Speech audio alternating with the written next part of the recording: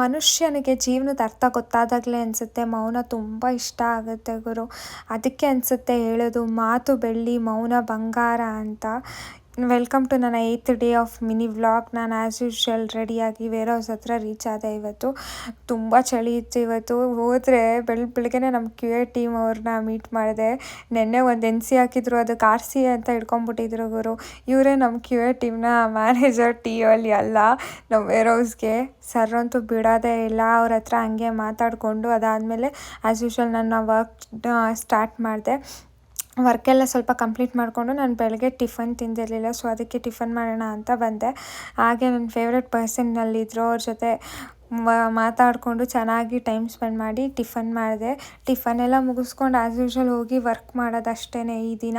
ಈ ವ್ಲಾಗ್ ಏನಾದರೂ ಇಷ್ಟ ಆದರೆ ಪ್ಲೀಸ್ ಲೈಕ್, ಶೇರ್ ಮಾಡಿ, ಕಮೆಂಟ್ ಮಾಡಿ. Thank you for watching. Thank you for the support. ಮನುಷ್ಯ